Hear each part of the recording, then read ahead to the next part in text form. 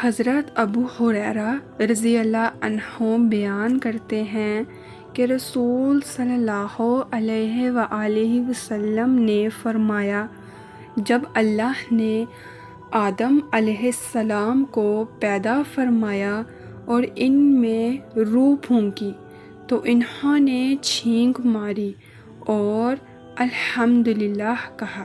انہوں نے اللہ رب العزت کی توفیق سے اللہ کی حمد بیان کی تو ان کے رب نے انہیں کہا، اللہ تجھ پر رحم کرے۔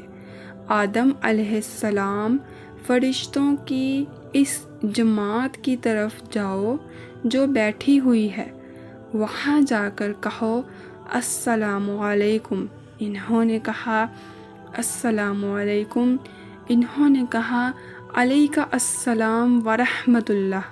پھر وہاں سے اپنے رب کے پاس واپس آئے تو اس نے فرمایا، بے شک یہ تمہارا اور تمہاری اولاد کا باہمی سلام ہے۔ اللہ رب العزت نے انہیں حکم دیا جبکہ اس کے دونوں ہاتھ بند تھے، تم دونوں میں سے جسے چاہو اختیار کر لو۔ انہوں نے کہا، میں نے اپنے رب کا دایاں ہاتھ منتخب کر لیا جبکہ میرے رب کے دونوں ہاتھ دائیں بابرکت ہیں۔ پھر اللہ عز و جل نے اپنے دائیں ہاتھ کو پھیلایا تو اس میں آدم علیہ السلام اور ان کی اولاد تھی۔ انہوں نے عرض کیا، رب جی یہ کون ہیں؟ فرمایا، یہ تمہاری اولاد ہے۔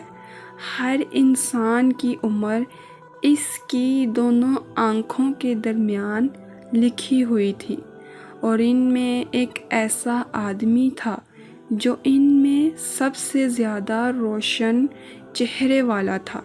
انہوں نے عرض کی، رب جی یہ کون ہے؟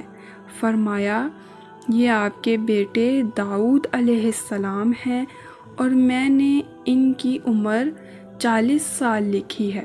انہوں نے عرض کیا، رب جی اس کی عمر میں اضافہ فرما۔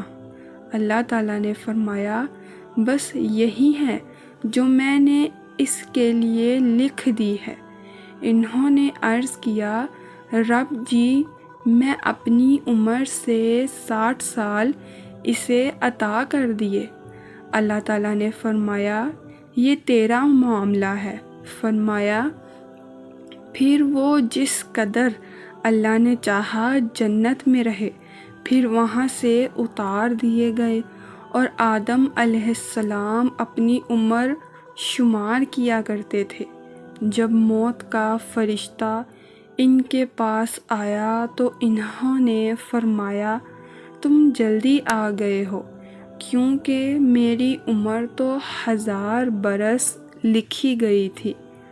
اس نے عرض کیا، جی ہاں درست ہے، لیکن آپ علیہ السلام نے اپنے بیٹے داؤد علیہ السلام کو 60 سال دے دیے تھے۔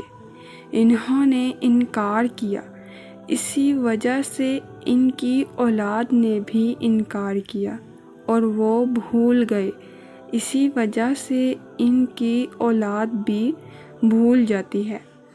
آپ صلی اللہ علیہ وآلہ وسلم نے فرمایا، اسی دن سے لکھنے اور گواہی دینے کا حکم فرمایا گیا۔